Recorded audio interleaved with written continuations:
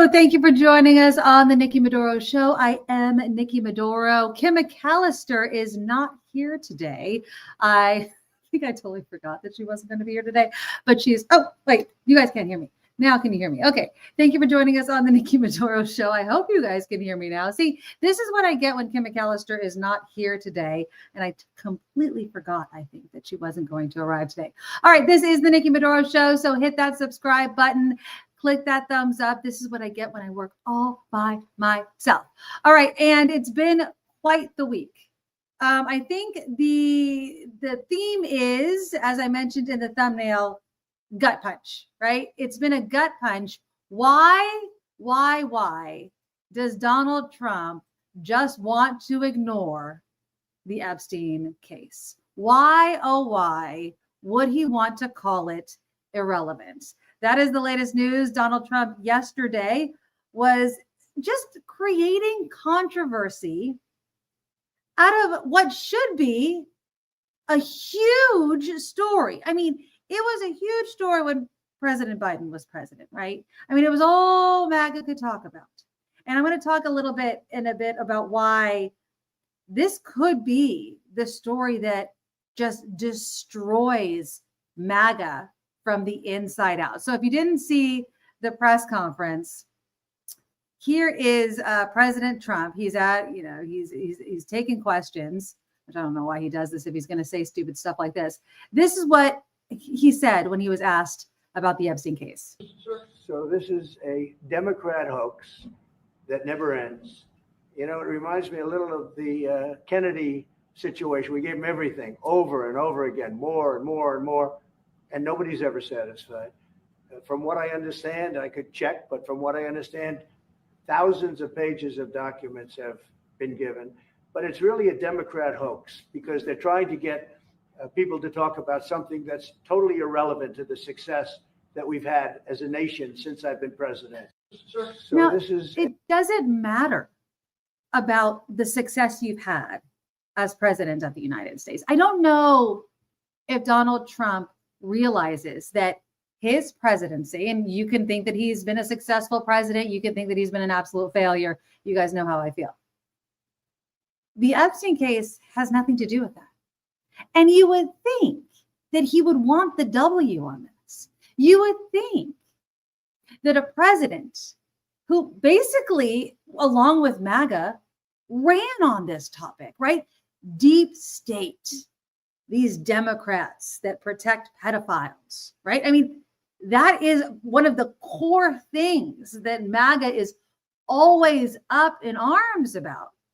You would think he would throw this fresh meat to his core supporters.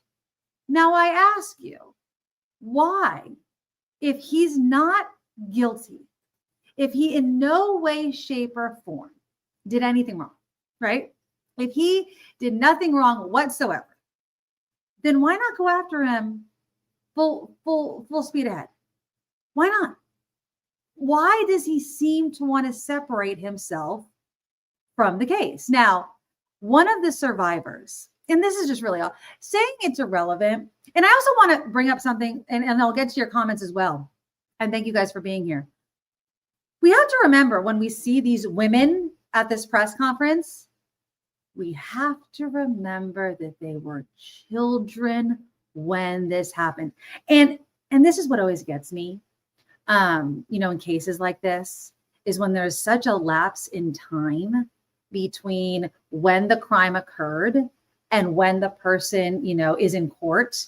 That's what they want, right? They want you to develop into an adult because then you no longer look like that child, right? You don't look like that innocent victim. This is a woman. This is an attractive woman, right? You don't see the innocent child anymore, or you may not. We do. We should, but it's harder to see. One of Epstein's victims, Jenna Lisa Jones, was just gutted, and she was on with Lawrence O'Donnell. And here's the thing, right? I mean, you can't obviously think that just because you're an Epstein victim that your politics run a certain way. she said this to Lawrence O'Donnell. I voted for him. I voted for Trump. And for him to say what he's saying is beyond me, because I put my hope in him and he's supposed to protect us.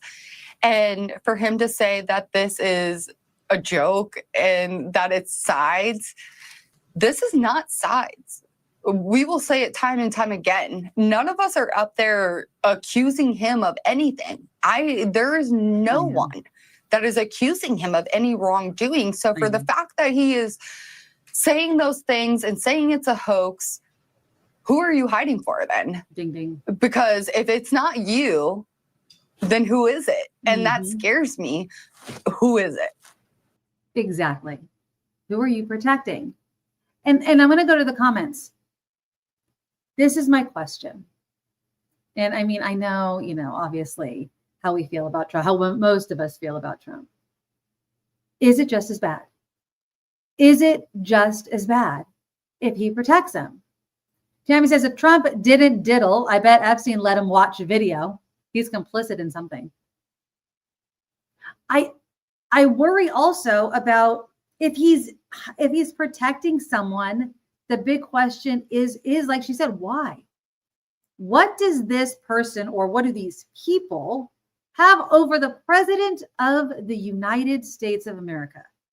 So much so that he let Maxwell get moved to a cushy prison.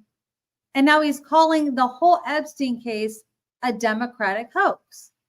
Like, why would he not want to take the win? Why would he not want to be like, and this is the other thing. This is actually bipartisan. This is something that we could actually agree on. You would think pedophilia, like our politics, isn't that broken that we can't be like, all right, if there's one issue that we can all agree on is that we really disagree that pedophilia is wrong and that we should go after the people that commit pedophilia. Like, are we that broken as a country politically that we just can't stand together? But I was so happy to see that press conference yesterday. I really, really was. But it was disappointing that there are Republicans fighting against this bill, this discharge bill, that again is bipartisan. Khanna from California and Massie from Kentucky, right? It's Kentucky, yeah, are on this bill.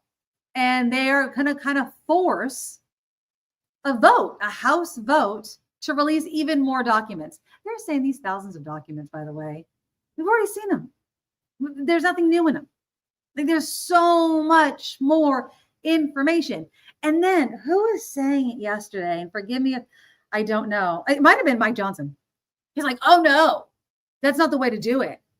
Telling the victims shouldn't want this to go this way. We're protecting the victims. And the victims are like, dude, our own lawyers are saying, no, it's fine. Release the information. We want it to be released. Stop acting, Johnson, like you're protecting us. You're not protecting us. You're protecting somebody. Now, I don't exactly, Kelvin. Why didn't Congress subpoena the Trump DOJ lawyer for the Maxwell deal? We can ask a million questions about why Trump and many people within his administration are not subpoenaed, investigated, whatever. But yeah, that's a great question. Like, why did she get this deal? What are we getting from this deal? Like, what are we literally getting from putting Maxwell in this cushy prison? Because I don't feel like we've gotten anything. I don't feel like we've gotten anything. And like I said a few weeks ago, she's not even a credible witness. She's not. Her grand jury statement was pretty much nothing. So the only thing I could think of that Trump wanted to make sure that she said he was not involved. Trump didn't do anything. Phineas says there's a teenager that came forward that said Trump essayed her. Trump is a pedophile and a teenage rapist, even if it's just that one girl. We've heard this. We heard the story about how he was obsessed with this one girl that gave him massages all the time.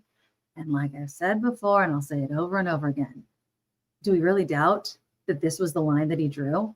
The guy that walks into dressing rooms with naked beauty pageant, teen beauty pageant.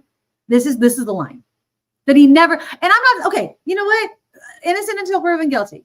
He was there though. Like, let's not act like Donald Trump was going to pass up on the invitation. Like, can we stop? I want the birthday book. That's what I want. I want that birthday book. I want to know who signed it. I want to know what they wrote. We already know that Donald Trump drew that like picture or whatever for Epstein. That's what I want.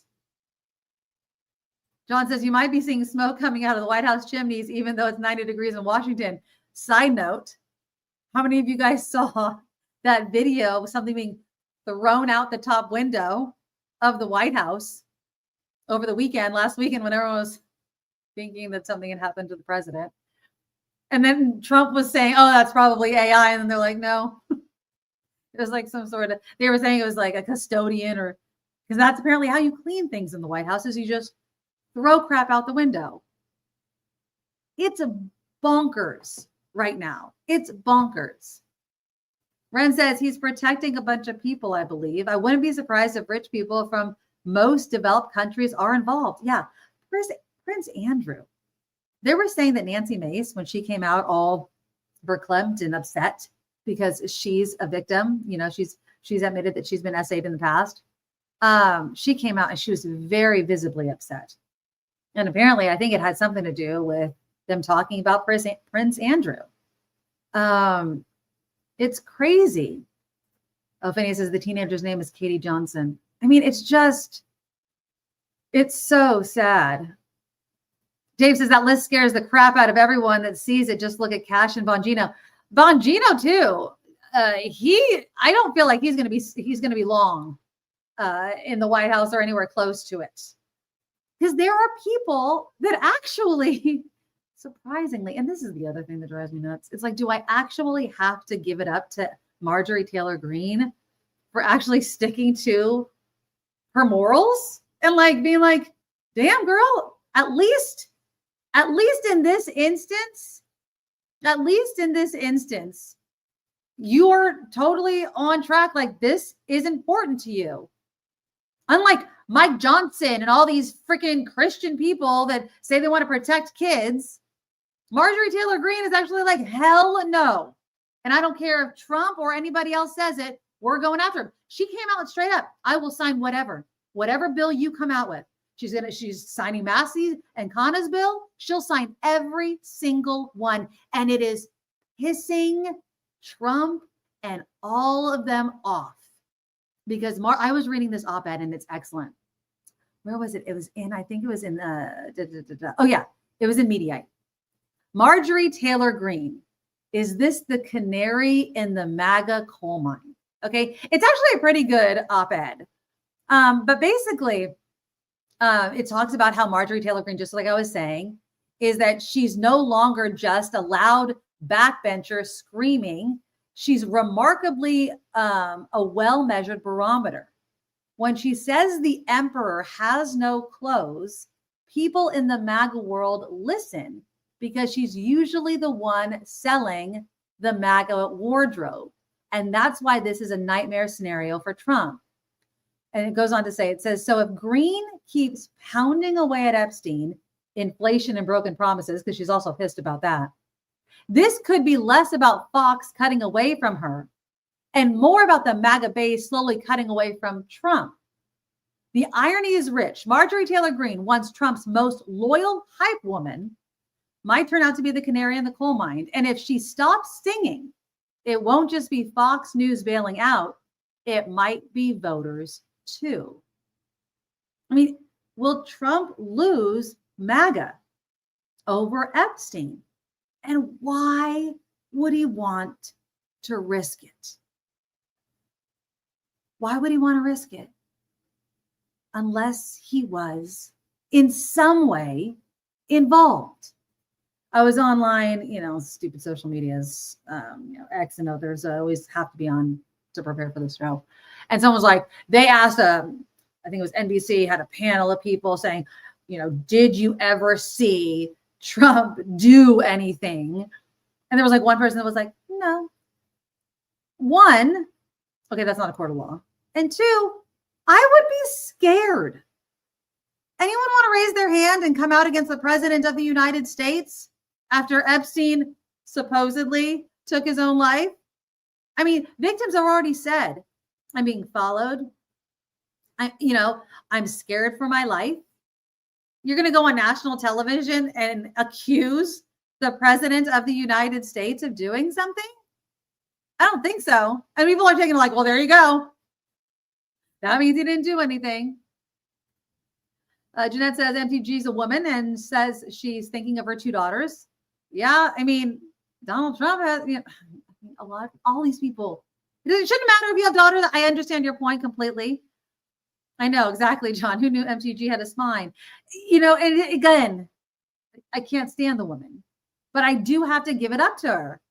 I do. And be like, she's calling Trump out. She's pissed about wars. She's pissed about inflation. And she's sure as crap pissed about Epstein. And she's not staying silent about it. And I respect it. I mean, I have to respect it.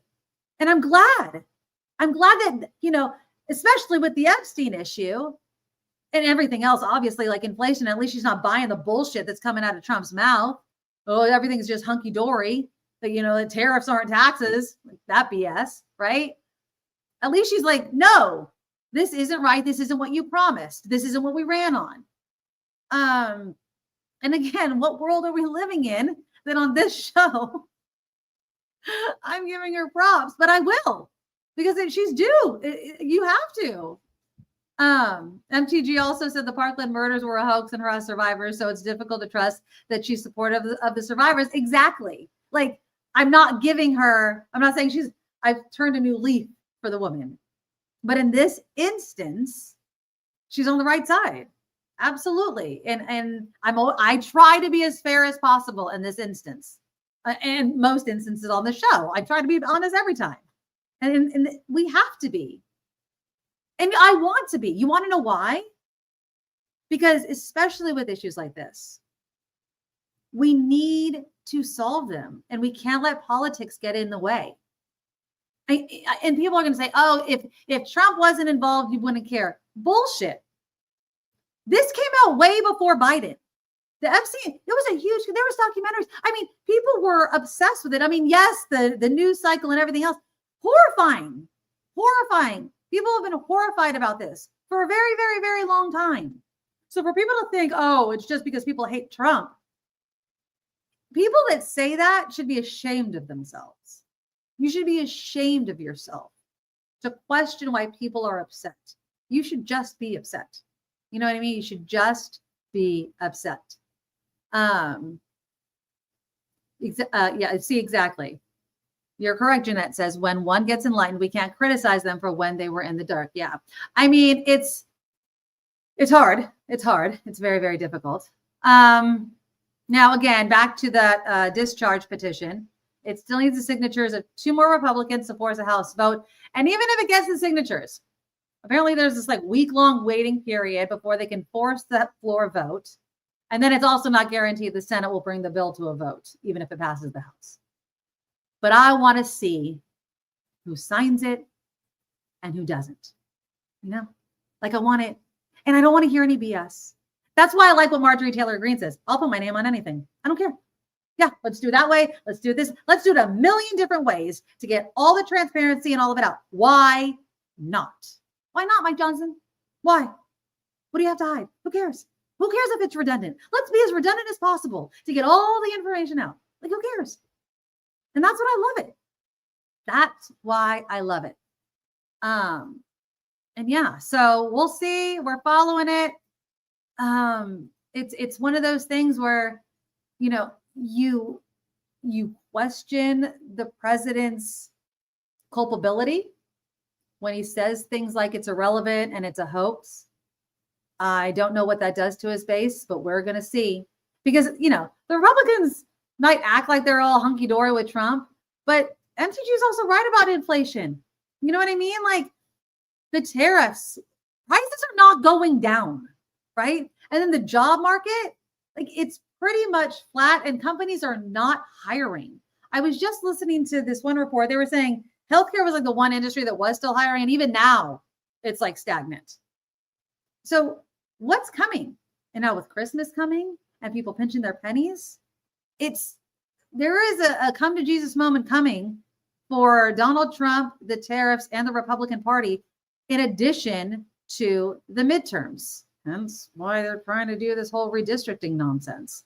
So, there are a lot of things that Republicans understandably are freaking out about and want to control the narrative on. And I don't think that, the Epstein thing really helps them.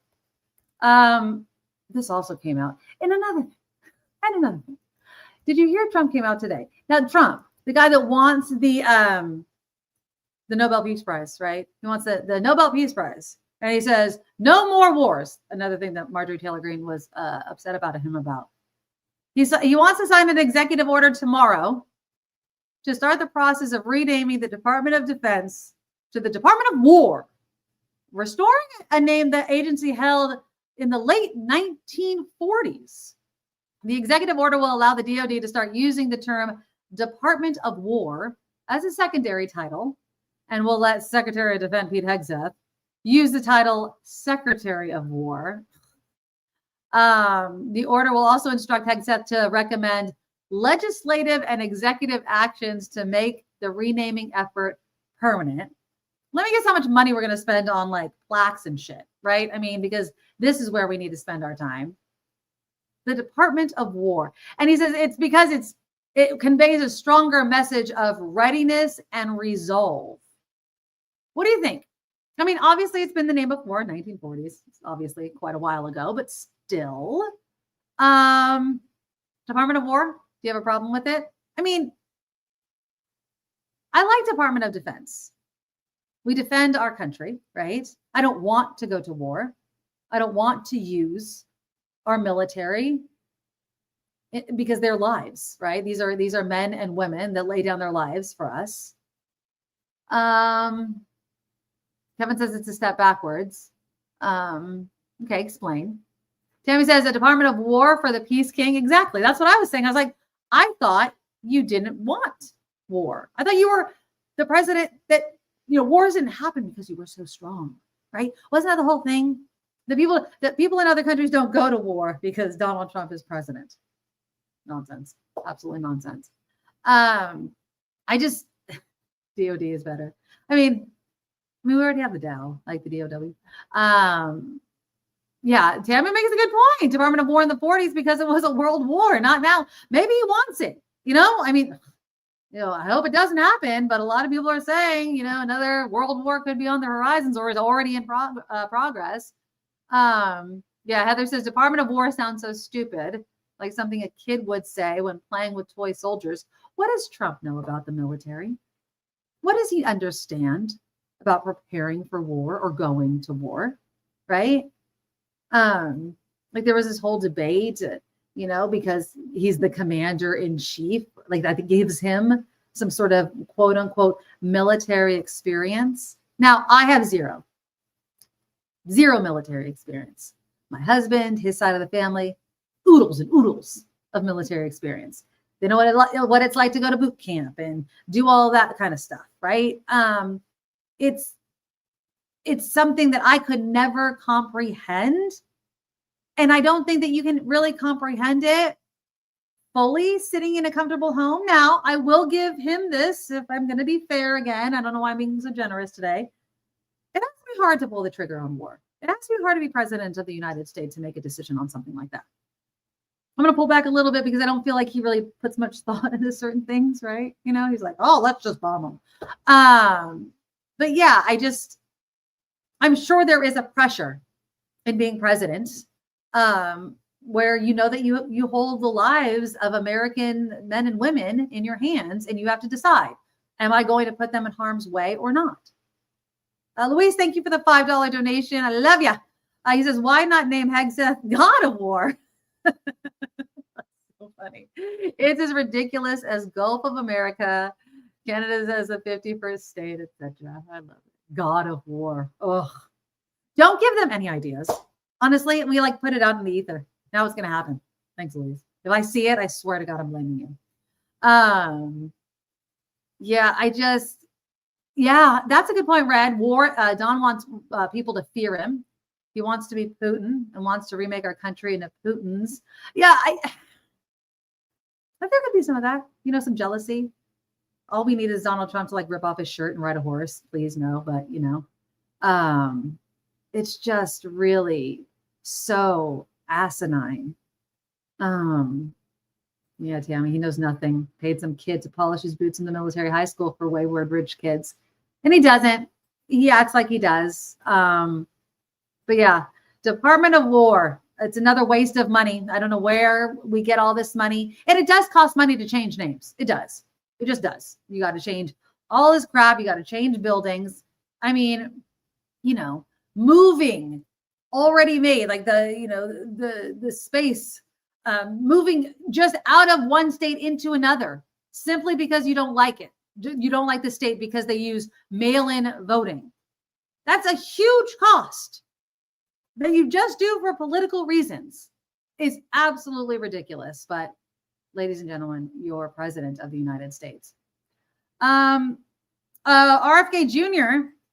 has been on the hot seat. Let's talk a little bit about his day on Capitol Hill. It was absolute nonsense. So Republican Senator Bill Cassidy, again, infighting, grilled RFK Jr. on his skepticism of vaccines. Cassidy argued his actions fly in the face of one of Trump's biggest achievements. Again, it's hilarious how they're fighting each other. Cassidy opened his questioning today by asking Kennedy if he agrees that Trump should get a Nobel Prize for the development of the COVID vaccine during his first term via the program Operation Warp Speed. Kennedy responds quickly, "Absolutely, Senator." And Kennedy's like, "But you just told Senator Bennett that the COVID vaccine killed more people than COVID. That was a statement." Like, Kennedy and his brain worms are just insane right now. He said, Cassidy said, "I would say effectively we're denying people vaccine," Cassidy told Kennedy during questioning. And there's just all of this lack of guidance on vaccines. And there's just, obviously with the CDC director leaving and the uproar within the CDC, people don't know who to trust at all. They don't know who to trust. They don't know. And this whole idea of whether vaccines help or hurt, it used to be this fringe thing, and obviously it's grown in recent years. But when I heard that Florida was going to be the first state to let go of mandatory vaccinations, one, I wasn't surprised that it was Florida, okay? But it was what the Florida Surgeon General said that blew my friggin' mind. So here he is, ladies and gentlemen, Florida's Surgeon General. Who am I to tell you what your child should put in your body? I don't have that right. Your body is a gift from God. What you put into your body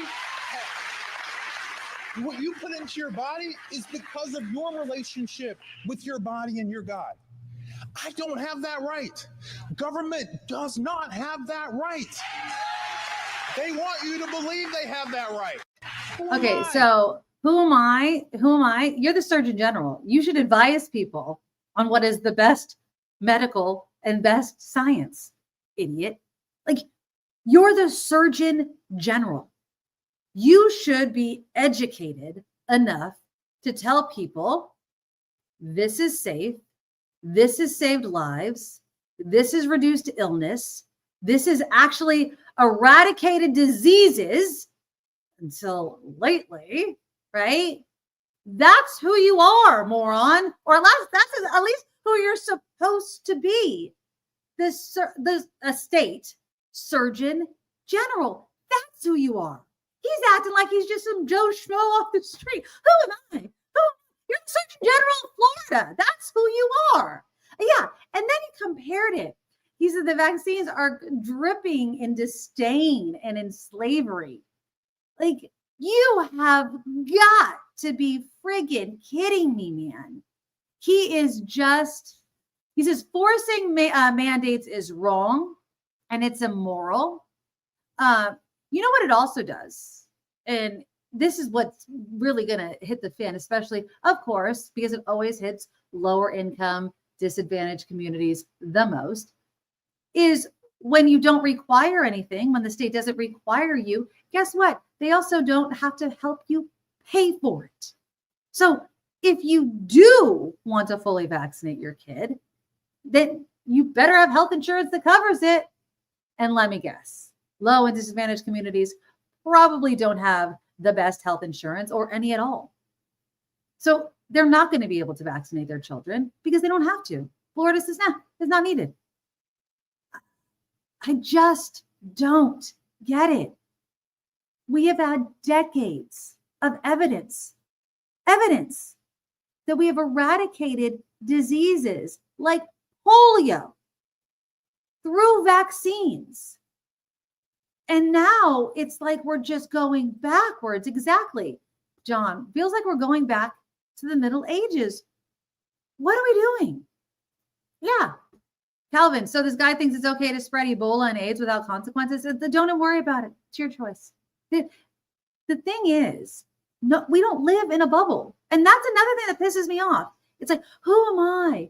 There's consequences for communities to not require vaccines. You not vaccinating is A-okay if everybody around you is healthy.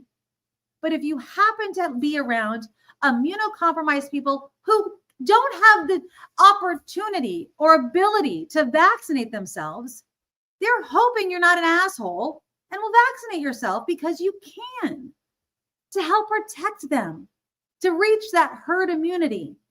So, even though I might have a disease in which I cannot, my immune system is so low that but I still need to be in public. I still need to be around people. Sorry, you're in Florida, apparently a state that is just absolutely telling everyone around them, you only have to care about you. And don't worry, because God wants you to. God wants you to, right? It's like, it's so asinine. They didn't need to take this step. I mean, they have their vaccine exemptions, and you can just find a doctor that's gonna. They were already skirting all around it. This dude did not need to do this. He did not need to do it. And for all that RFK and all them saying that, they're the American Pediatric and all the AMA, they're all in the pocket of pharmaceutical. You don't think that this dude is in the pocket of somebody to say what he's saying right now? Give me a break. Give me a break. Right? It's absolutely ridiculous. Louise says, come on, Florida, guns and racism. Yes. Science and common sense. No. I love that you brought up guns because that's going to bring me to my next topic. But I do want to say this. It's funny that you bring up guns. I mean, not really funny. Haha, but what's the number one killer of children in the United States? It's not diseases. It's not vaccine injuries, right? It's not the COVID vaccine. What is it? Let's all say it together. It is guns. Guns kill children. Number one cause of death is firearm injury. Firearm death. That's it. Okay. But does Washington, does Florida, want to do anything about it? God, no. Absolutely no. I'm sure you guys have seen the story of that poor 11-year-old kid out of Texas. Ding dong ditches. And the guy shoots the kid in the back. And apparently, so some new detail. I don't know if you saw these new details. I was reading it in People magazine. So apparently, the guy even fired a warning shot at the ground and then fired at the kid. So blows my mind. Blows my mind. There's a massive gun problem in this country. Now, obviously, this happened in Texas. This poor kid. I mean, who did anybody ding dong ditch? I mean, I get it. It's kind of annoying. Oh, yeah. And he is a gun nut. Let me see. I think that there was a number in it. And I wanted to find it because it was kind of insane. Like he had a whole cache of guns in his house when they searched it. It was crazy. Yeah, the kid was shot in the back. He's walking towards his relative who was out with him. And the relative thought that he was actually paralyzed because he was trying to watch the car. He collapsed, and unfortunately, he died the next day. And the guy's going to face a death penalty charge, apparently, because of the age of the kid, which is good. But it's just, yeah, this guy had so many guns in his, I think like more than 20 guns. Why do you need 20 guns? And I know I can already hear all of you gun nuts because you can. I know you can. That's the problem. Like, we could also protect children because guns are the #1 killer of children. Have you guys seen the commercial? I saw it online. I don't know if it's on TV. And I laugh because it's awful, but it's true. So there's this little kid, and they're by the pool, right? And they fall in and they're drowning. And the mother like chases after and then falls on her knees. And she goes, "Please, Lord, save my child." Like instead of going into the pool to rescue. And then everyone else, like the neighbors goes, "Thoughts and prayers." Thoughts are like no one's actually saving the child. They're just giving their thoughts and prayers. And she's just praying on the side.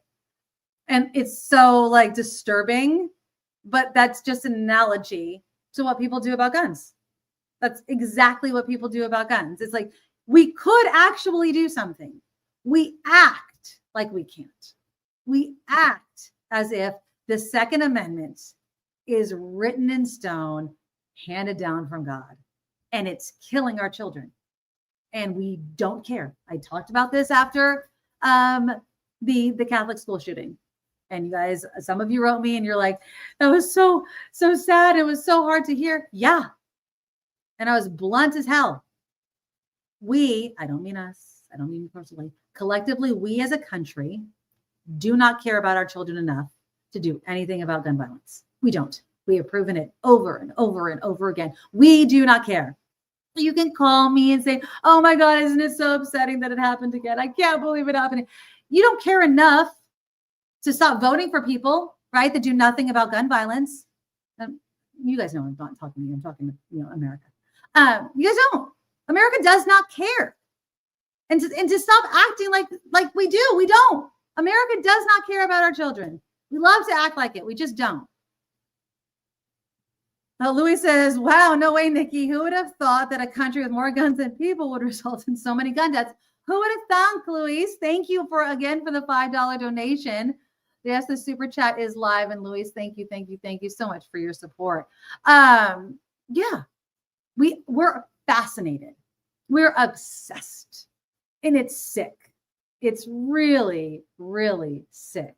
Yeah, Dave, a good retort is, if more guns were the answer, the U.S. would be the safest country on earth. And we're not. I think somebody posted, there's my friend Heather from KGO days. And I don't know if it's right. I don't know. Someone Google it for me. Kim's not here.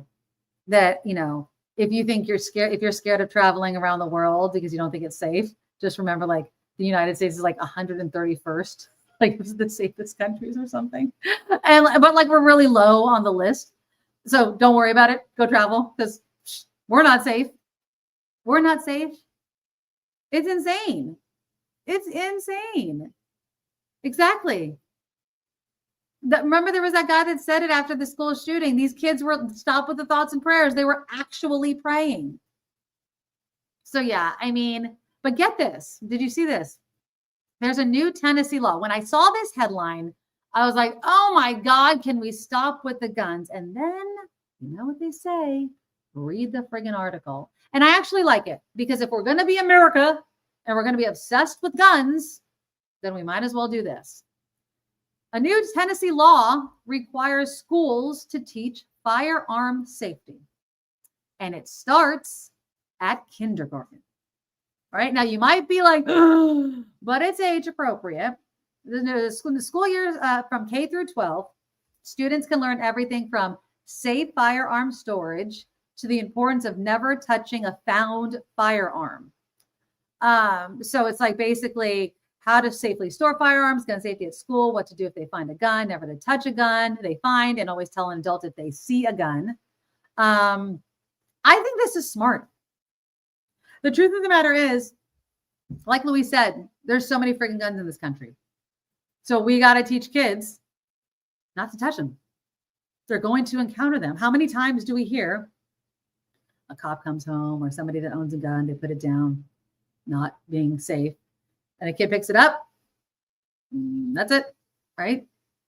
Exactly. So it's something that we need to do.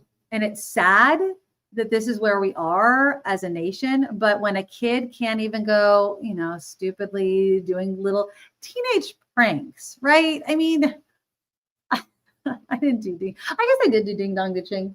I also did the lighting the poop on the doorstep thing when I was a teenager, so don't judge me. But yeah, I mean, it's definitely one of those things that I did. Oh my God. I thought you weren't here today. I'm here today, but I messed up today is what happened there. I thought that you were going. Didn't you tell me that you were taking a day off? I thought that you were taking a day off, and I was like, I think I forgot that Kim told me she was taking a day off. No. You're giving me way too much credit. What happened is Jacob had a mound of homework. I'm sitting at the kitchen table. We're involved in the homework, and I pick up my phone and I click open Facebook because habit, and I see the Nikki Maduro show is live, and I'm like, it's okay, Lovey. It's okay. Well, you'll be here for the fun part of the end show. But right now we're talking about guns. And I was talking about, and I love your take on this because I'm sure you heard about that 11-year-old that got shot in the back when they were doorbell ditch. Yeah. Okay. Yeah. And so how awful it is, right? But we don't care about, protecting kids from guns because we love guns more. But I was saying that there's this new law in Tennessee that is requiring K through 12 students to be taught firearm safety. And I was like, this is horrifying, but I'm like, do it. If this is where we are, then this is where we are. What does that exactly mean, firearm safety? Does that mean never pick up a gun? Yes. Never point a gun at someone? Yes. Yeah. It's not teaching you how to use a gun. Okay. I'm assuming as they get older, it will be more advanced, but it's more safety, not, target practice type thing. It's not target practice at all. It's all firearm safety. So I'm not opposed to that. Do I? Yeah. I mean, do I wish that we lived in a different society so that we didn't have to do that? Of course. I completely agree. I remember this story. This is back when we were working together at KGO, where a kid, like maybe 3rd, 4th grade, was at school and found a gun under a bush at school. Like someone had left it there, stashed it there, whatever. So there's this gun on campus. What do you do? Right? It turns out the kid got a teacher, the teacher came, what have you. And that's the perfect scenario.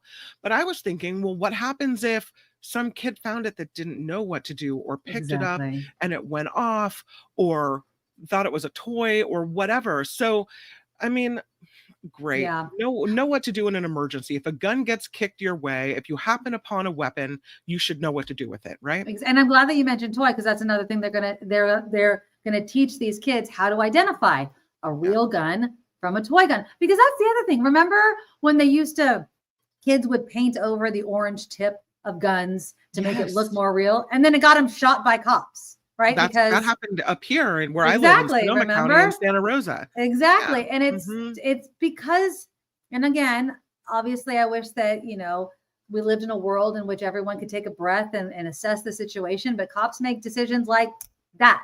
And if you see somebody with what looks like a real gun and they lift it up and they point it at you, your training kicks in where you fire back and children lose their lives. And that's what's so sad. And yeah, with so many guns, if my kid came home and said, I have an elective that I could choose at school and it's firearm safety. I mean, my kids have a general idea because my husband's a gun owner. And they do, but we don't have guns around the house. They're put away. But still, I would probably want them to take it. I probably would, because Yeah. they're surrounded by guns in society, whether it's in my house or not. They could enter somebody else's house, Right. and there could be a gun there. So who Exactly. knows? And if you taught them the dangers Mhm. of guns at an early age and how to be Mhm. responsible with them, again, not the society I wish we lived in, but if we're going to live in America, the United Exactly. States of guns, then we better be prepared for it. And I Mhm. think people confuse gun safety with gun advocacy, and that's Right. not what's happening at all. Gun safety, teach a kid, this can kill you. Don't ever touch it. If you have to touch it, or, if you find one, don't let other kids touch it. If you have to get a teacher, if you have to do whatever, if you have, so yeah, I Yeah. remember my dad, who was in the Navy, and he had a weapon. He used to tell me over and over again, don't ever point a gun at someone unless you mean to fire it at them. Right? Yeah. That's True. one of That's true. that's a lesson of gun safety. I Mhm. didn't learn all the particulars as far as like making sure chambers are empty and all those things. Like I wasn't touching it, but he went over some gun safety stuff with me because there was a gun in the house. Yeah. I mean, and Louise makes a good point. A majority of the deaths are not occurring from accidental shootings. They are intentional acts. Gun safety will have very little impact. I hear what you're saying, but let me add this caveat. If you get them when they're young, and you maybe teach them a little bit of respect towards the gun, maybe it stops them, you know what I mean, from using guns. I don't know. I'm just trying to like put a little bit of whipped cream and a cherry on what is a really depressing fact about our nation, which is that we're obsessed with weapons Yeah. and that they're the number one killer of our children, and we don't want to do anything about it. And that's what's awful about it. So Well, I just hate it. Well, it won't stop maybe a school shooting or some type of mass shooting or whatever it is that Luis mentions here.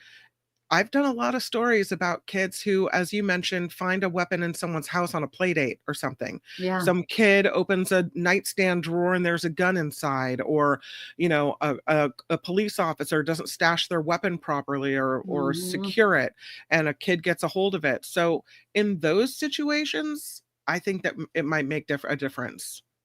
Oh my God, listen to this story from Rhonda. My dad told me when he was 10, he'd meet in an attic with other kids and play Russian roulette with a Jesus. gun. One boy lost. We never had a gun in the house. Wow. That would stop me from having a gun. Mm-hmm. That is awful. I am so sorry your dad actually went through something like that. Yeah. But that's a sad, tragic, but honest repercussion of playing with guns.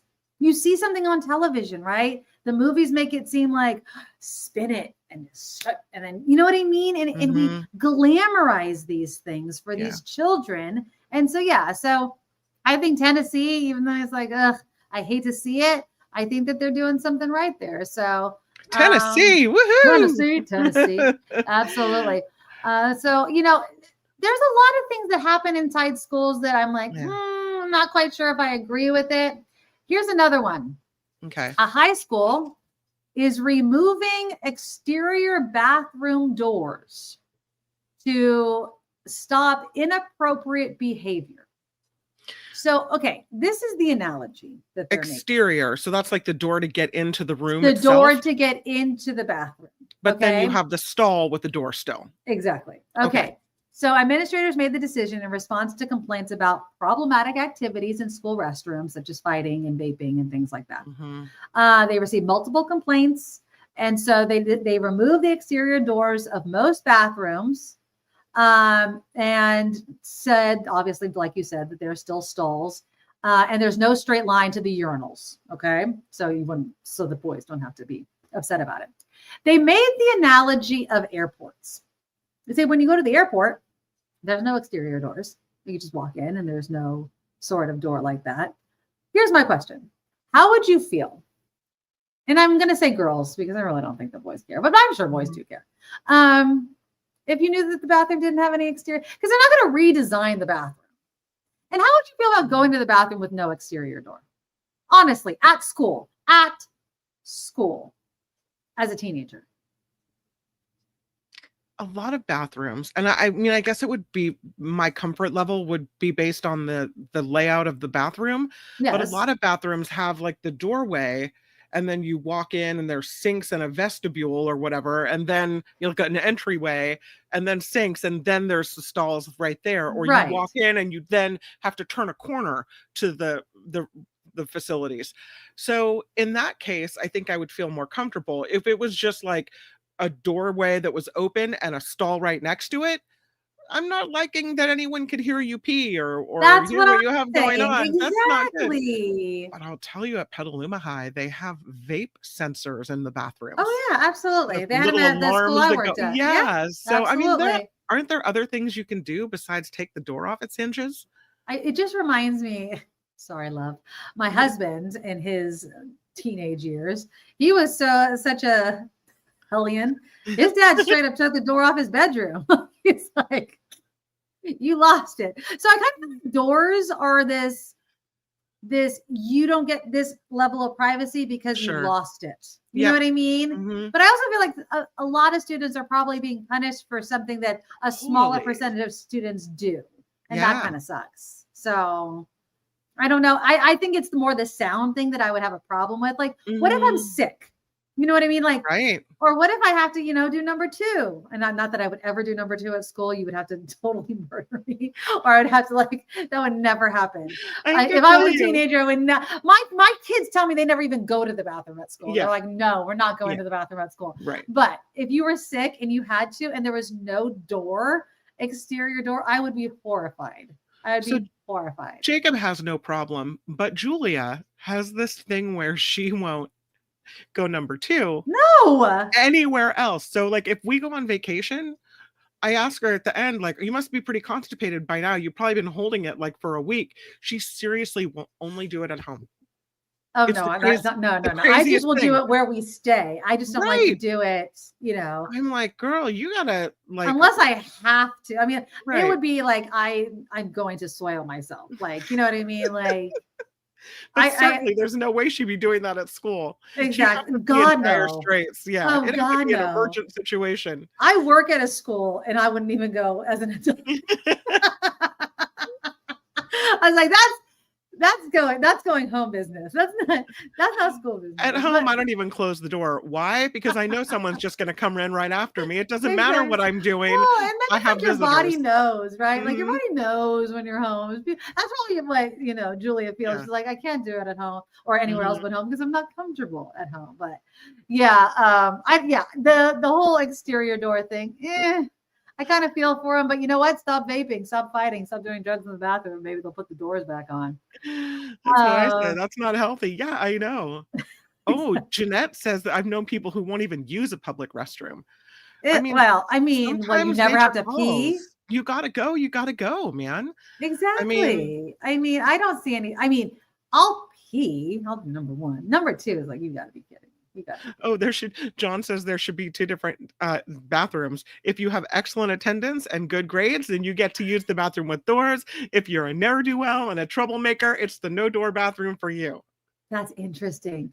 At my school for the staff, we have a key fob for the staff bathrooms. Sure. So students can't get in it. And that could be, if you get good grades, you get a key fob. Yeah. And you get to use the nice, clean bathroom. I can Mhm. see that being quite the perk to keep grades up. I would be sold on that. I'd keep my grades up if I could use the fancy schmancy doored Absolutely. bathrooms. Maybe even put a little lounge in there, SJ Lola says, when our teenage son slammed his bedroom door, we removed it. Oh, take no prisoners. SJ Lola Dang. means business. Oh, Yeah. I would have lost my door a long ass time ago then. Slamming, there is something cathartic about slamming the door that I still love to this day. It's like slamming the phone down, but you can't have that anymore I'm gonna because tell you, I miss that though. Yeah. That so slam. you get it from the door. uh, So you get yeah. it from the door now. So Like, if it's you ever like, push the hang up button on your phone like dramatically and it does nothing. does nothing. It does nothing. Absolutely nothing. Ren says in my high school, the girls' restrooms were the smoking pot areas because the male administration would not go into the girls' room. Boys and girls were both in there smoking. I avoided the school bathrooms too. Interesting. See, back in my day, There was a smoking section. Well, that was back in the day where you could go and the teachers knew it. Like you could just go and that's where the kids smoked. There was a smoking section and it was unofficial, but all the kids who smoked hung out in the smoking section. Cigarettes, they were supposed to be smoking only. But we don't do that anymore. There is no smoking section. No. There's no smoking section anymore. Mm-mm. I mean, again, I went to an all girls school and it was across the street. There was no smoking on campus. Oh no. Rhonda says my mom carried Lysol to spray on public toilets. I don't carry a can of Lysol with me, but I get it. I mean, yeah, it's gross. Bathrooms are gross. Rev says, I don't remember pooping much as a teen. And yet as an adult, I've spent so much time on gut health. Yes, That's it funny. is. It's when you know that you're an adult that you can talk openly about gut health. So that's very, very true. Okay, let's see. I've only slammed the door twice in my life, and I remember very clearly feeling awful about it each time. I've never been the kind for angry physical stuff. Mhm. Yeah, I get what you're saying. I've slammed many a door. I love slamming doors. My dad would even tell you that. He's like, he still talks to this day. He's like, she's just up there slamming doors. So I have a rule in my house. We're not a door slamming house. Oh yeah. But it happens occasionally. But No. still, like as a rule, we try not to do that because I No. want it to be, a house of where people feel comfortable and happy. But there are times. We were comfortable and happy slamming doors. Loud house. I grew up also in a have very the loud rule. house. This is the no yelling house. Yeah, how do you think that worked out? Yeah. Yeah, that's just exactly. I just getting out my anger on a door was much better than breaking something or anything like that.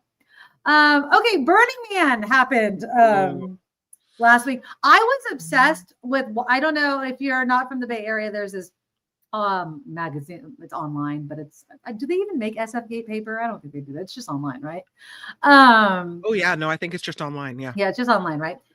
Every day they'd have like almost a new Burning Man article. And I was just, it was like, I loved watching the horror of it all. There were parents at my school that were emailing their kids being sick from Burning Man because they couldn't reach us on the phone, right? They're like, I'm at Burning Man, my kid's sick.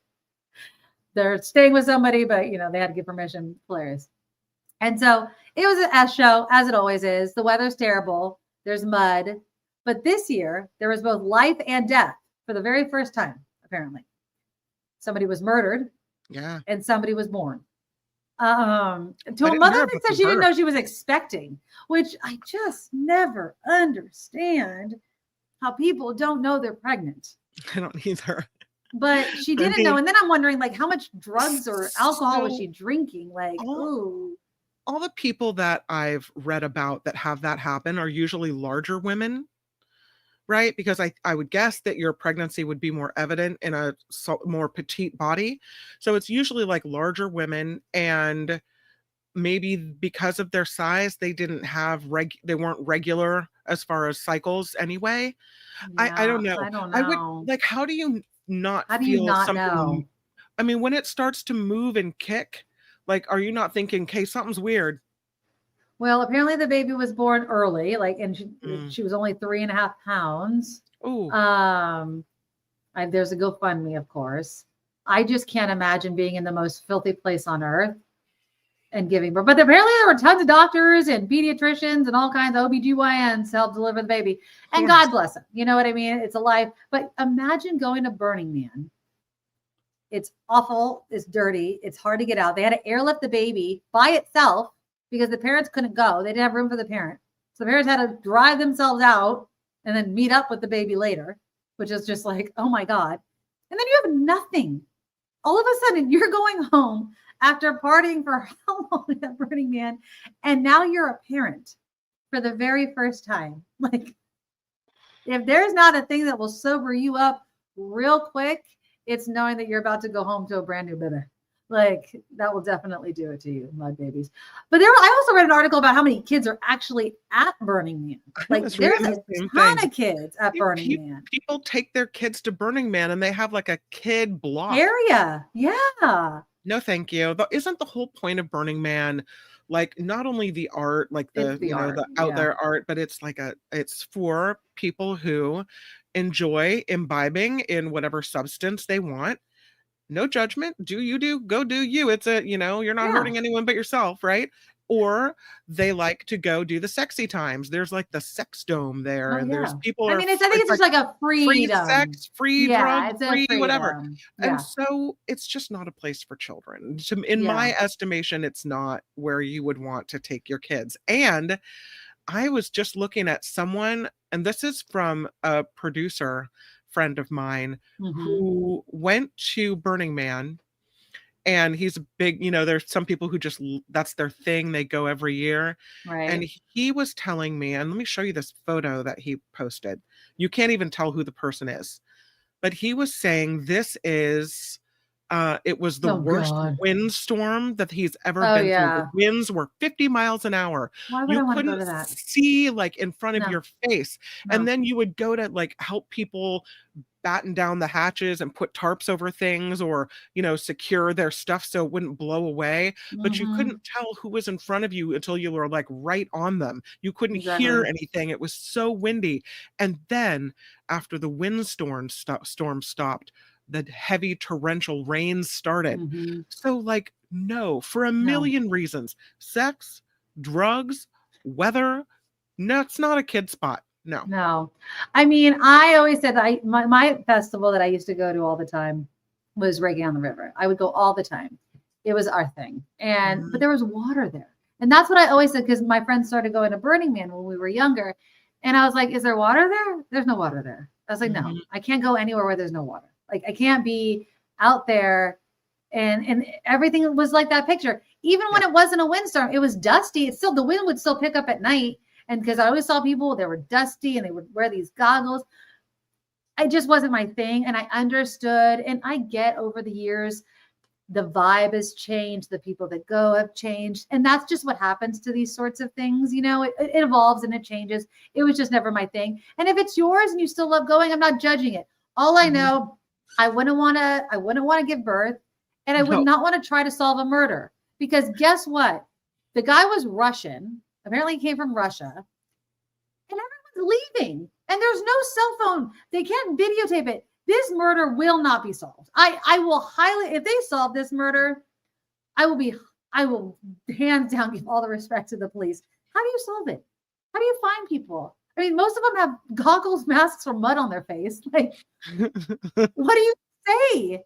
The naked person that was to my left or right? Like, again, apparently he was found in a pool of blood at the effigy when they were burning the Burning Man. Like, I don't know how they're going to solve this murder. I feel for the family. The guy was young. I saw a picture of him online. So I'm like, blonde guy, Russian dude. I think he's blonde. He was wearing these goggles, but sad. It just was insane. But I can't imagine trying to solve any sort of crime out there. My heart goes out to his family. Again, I would not want No. to. Did you hear about this guy? Look at this family. They look like a nice little family, Yeah. and they brought their kids to Burning Man.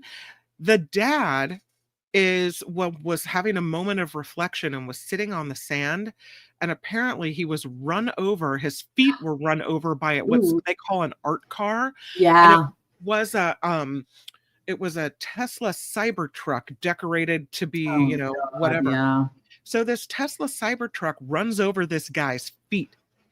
And when I say it wasn't like, you know, like I pushed your feet into the sand, like, I mean, his feet, you could see the insides of his feet. His wife's like, I could see the tendons and the muscles, like the insides of his feet were on the outsides. Oh, that sucks. So they had to get a medical helicopter to come airlift this guy to a trauma center. And it's going to cost this family, with the injury and the medical chopper and all this, everything, $50,000. Oh my God. 50 grand because he No, was thank injured you. at Burning Man.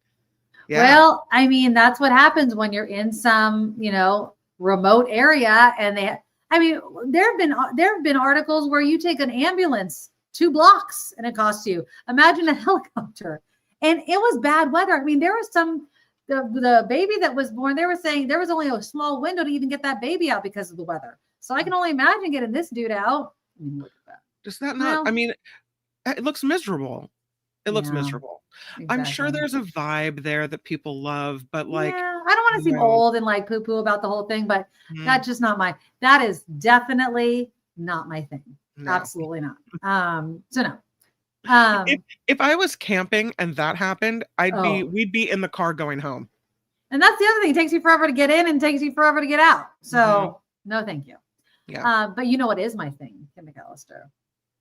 Scary movies. And guess what is being released tomorrow? What?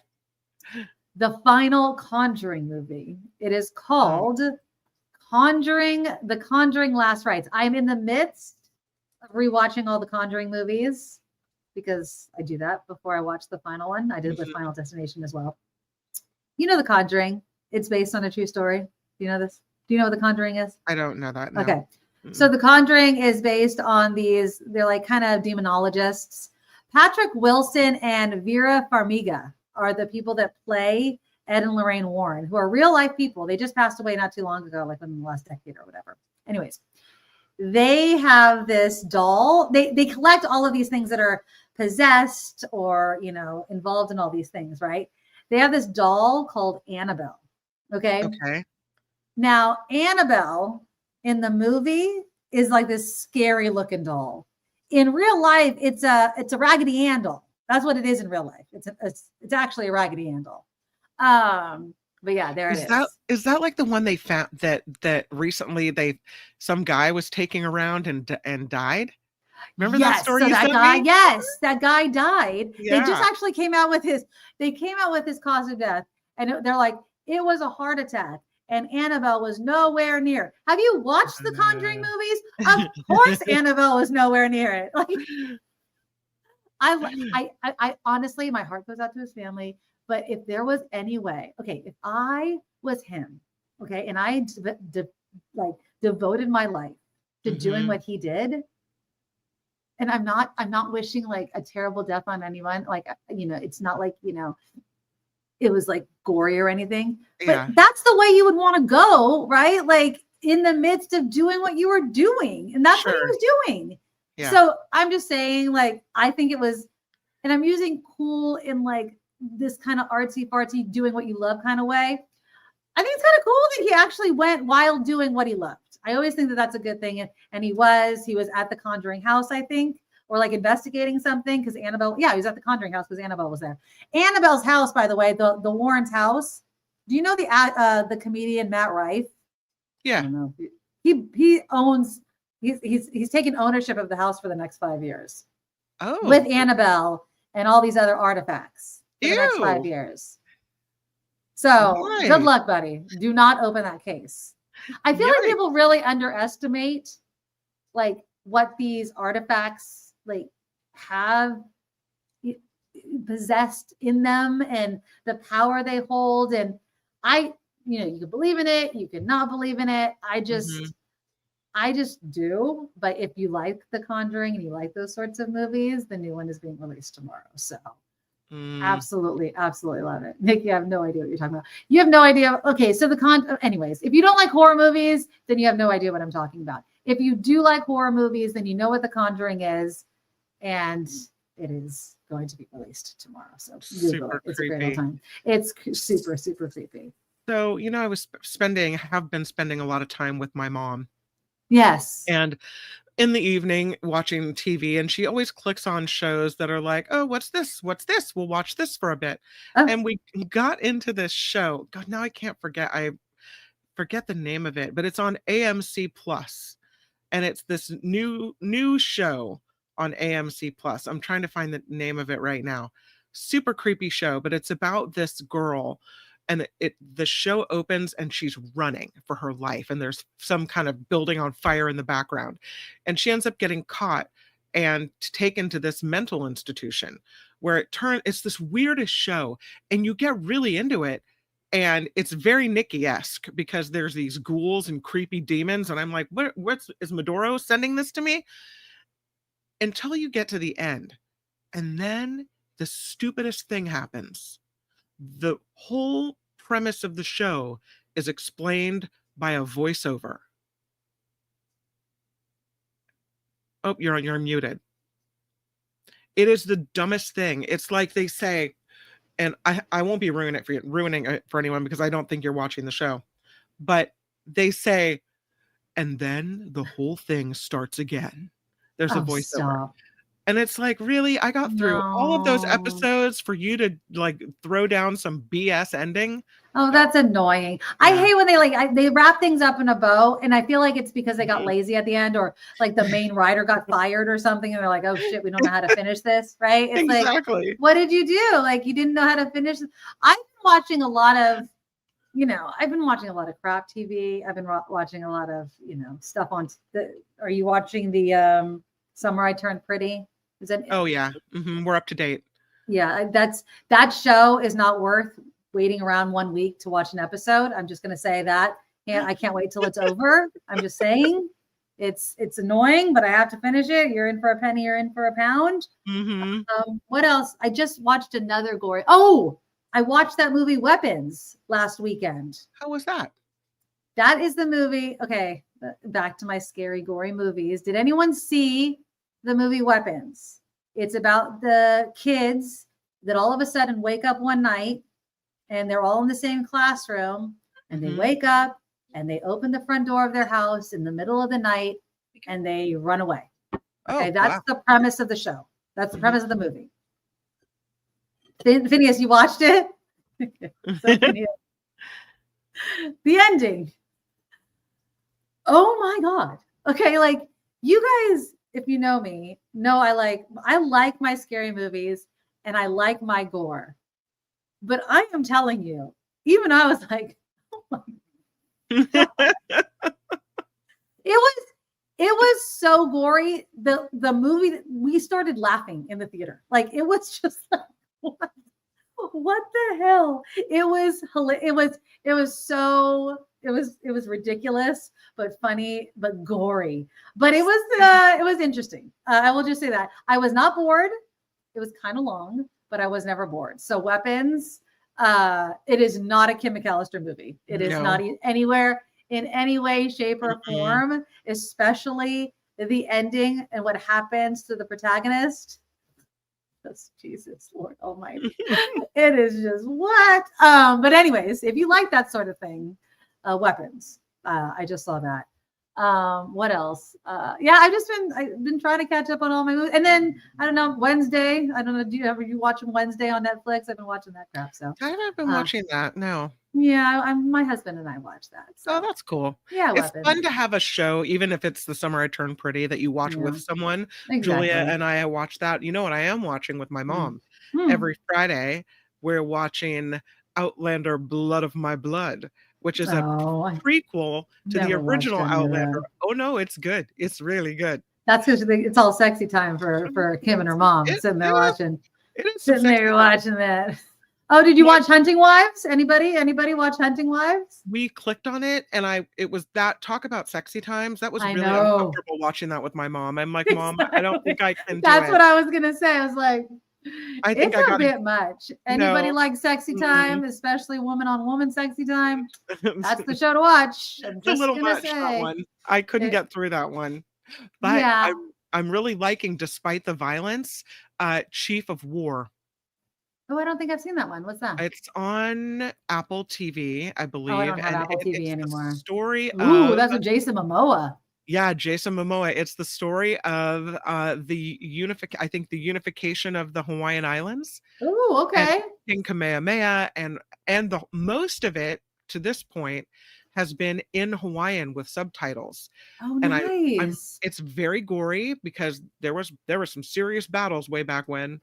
But it's really good, really good. I do like Jason Momoa. I don't have Apple TV. I canceled a bunch of crap because I'm saving money to pay off the rest of my CrossFit tour. Because I don't watch enough Apple TV. It's one of those ones where it's like, Severance. I let go of. So I'm just trying. I'm like, I Peacock. I'm like, really, Love Island. I haven't had it. I got it on the trial just to see if I like the show, and I like the show, and then right after the show's over, just cancel the trial. Just you have to watch that. I just wait until all the show is out, get the 7-day trial, binge watch it, and then cancel it. There you go. There's Um, this new series that I'm interested in called Irish Blood, and it's got, I think it's Alicia Silverstone, but ooh, it's on Acorn TV, and you click on it and they want you to like subscribe to Acorn TV, whatever that is, and there's I don't know what that 0% is. chance that I'm subscribing to Acorn TV. No. No, I'm not So, subscribing to not watching anything that one. else. Mm-mm. You know, I have, you know, I have Netflix and then I have Prime because I have Amazon. And then I Mhm. have Tubi, which has a ton of free movies. And like if I'm looking for something old, that's as much as I go. So that's all I'm doing. I'm just trying to cut them bills. Because I didn't win the lottery. Has the Powerball gotten big enough for Kim McAllister to buy a ticket? Yes, it has. Yeah. It has. Are you going to Yeah. buy another? I cannot believe nobody won. Yeah, I cannot can't believe it nobody either. won. I was shocked that no one won it. Yeah. It's now at $1.7 billion. Wow. It's Yeah, crazy. I mean, I that's would have been, insane. you would take home. In here's the- California, though, it's okay. Last time I heard what we would take home, I was kind of insulted by it. And I know it's still a lot of money, but going from like 1.4 billion, I think Yeah. it was like $400 million. Right. You're like, oh, that's they That's dip a- in there, right? Like That's a lot of money that they that's get. I think that's a racial slur. My apologies, but they cheat you out of that money. Yes. Yeah, They and take it so 1.7 much billion, money. you would walk away with $770 million. I mean, I'd Hmm. take it. I wouldn't bat an eye at it. You know what I mean? But still, like, you want to dream, right? I think that's what buying a ticket does. Right. You know what I did? So Mhm. I was like, just try. I actually chose numbers this time. Yeah. And so I go in and I was like trying to choose like lucky numbers and everything. And what I didn't realize, so the guy, obviously I didn't win. And so, but when I chose my numbers, the guy was trying to hand me back the thing that I filled out my numbers on. And I was like, yeah.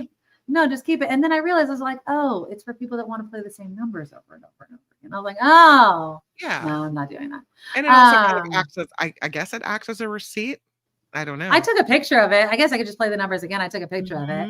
Mhm. What would you buy first? That's the question. What would you buy Ooh. first? The first thing I would do, Not the first thing that you would do. The The first first thing thing- that you would buy.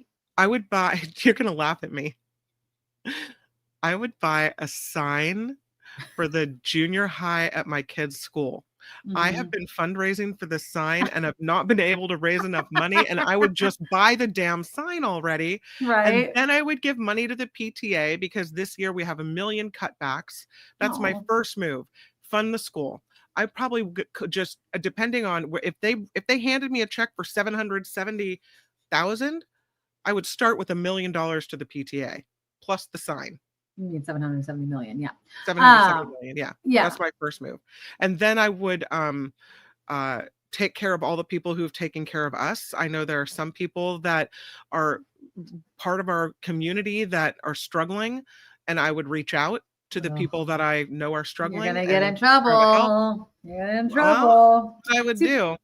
And then I would go through, because the show is crowdfunded, but if I would fund the show myself. I love doing the show with you. It's Oh, my yeah. favorite time of the week and I enjoy it so much. I would not only would I fund the show myself, I would then go back through everything and try to refund everyone's Oh, that would be so contribution, fun. Be like all right? of our And supporters. plus Exactly. plus a little extra for you. Exactly. Yeah. Exactly. That'd be Mhm. so much fun. See, Yeah. and thank you, Cindy, for the $10. Would Yeah. getting 5 of 5 numbers be enough to buy a small house in San Francisco? Love your shows.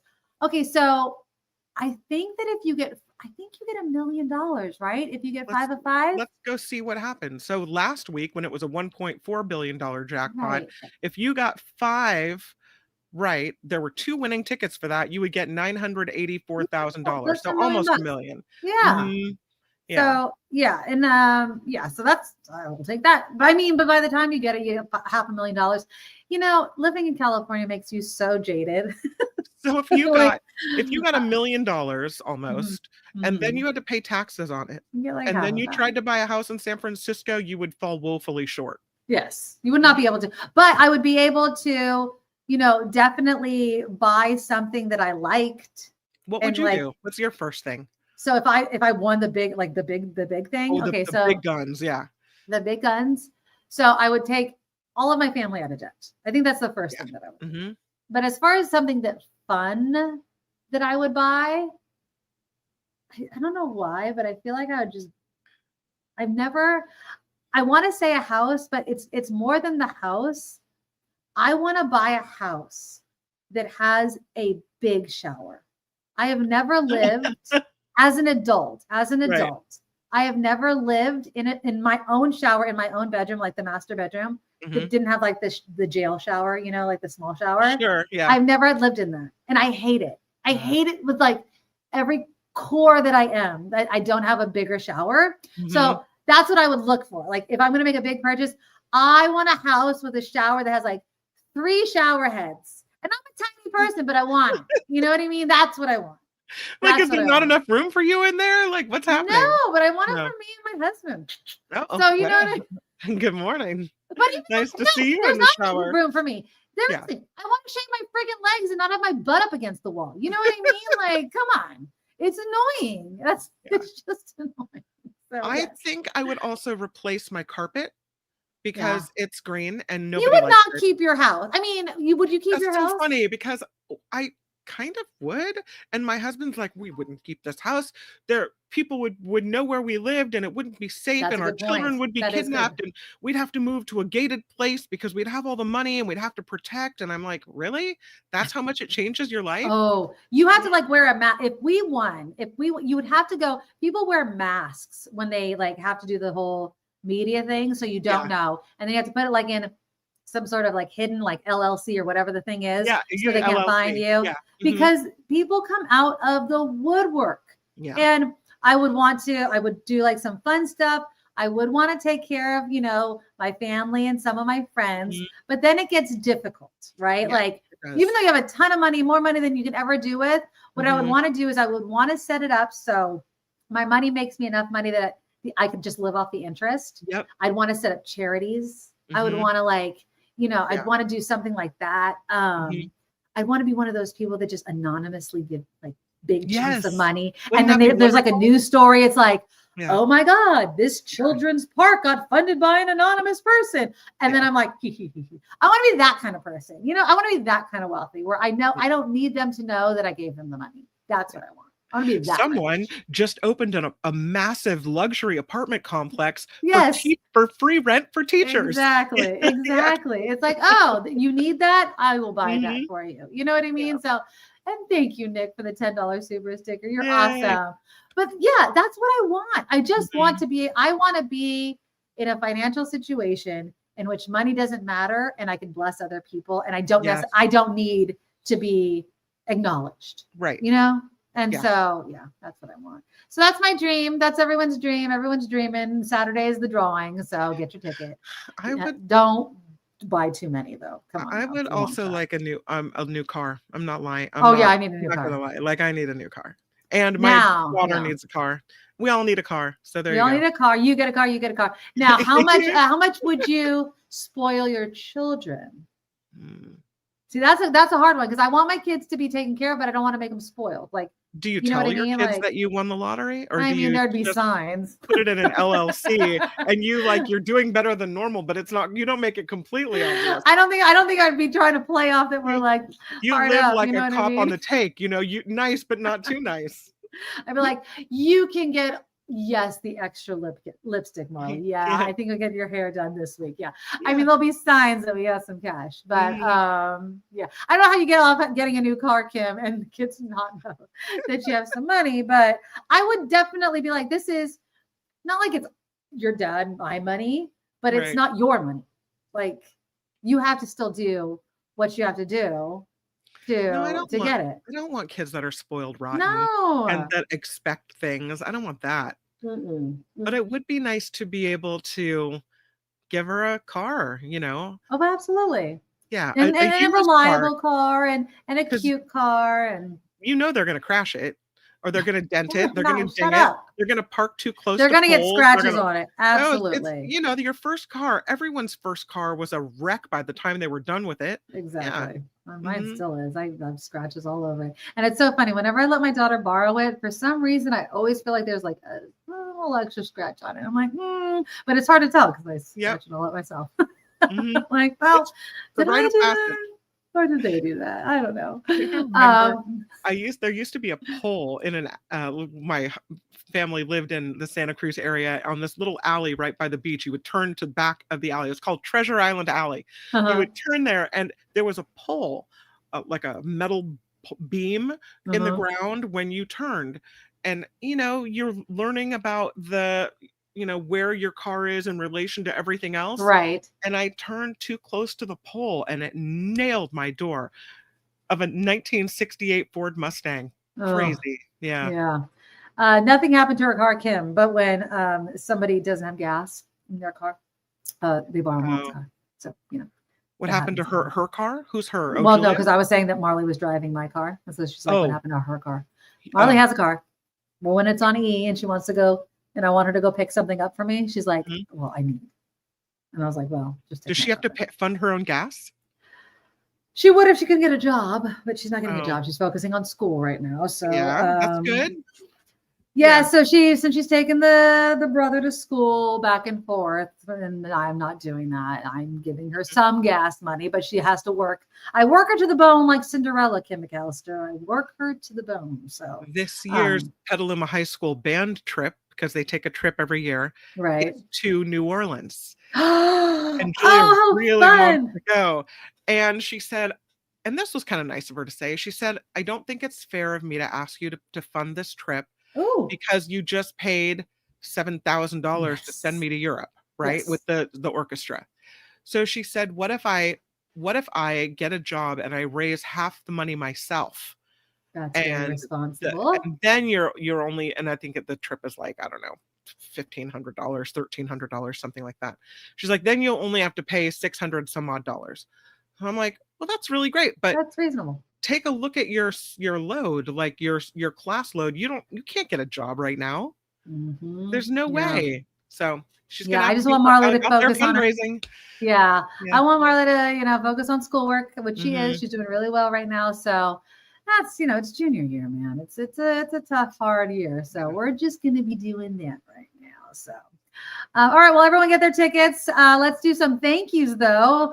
Thank you to Luis for a couple $5 donations. Luis, you are such a great supporter of the show. We love it. Thank you so much. Cindy also coming in with a $10 donation, as did Nick as well. You guys are awesome. Thank you so much for supporting the show. As always, our Patreon is always up and running.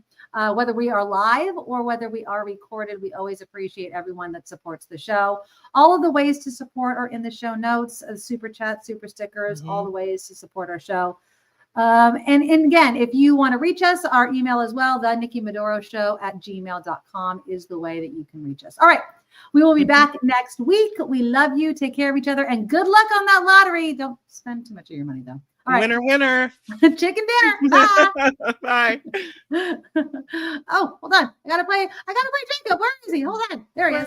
Nikki, you're all so awesome. Miss Brown, like a beautiful blossom. You're also the best. I really can't rest. You're all so awesome. Wow. Okay.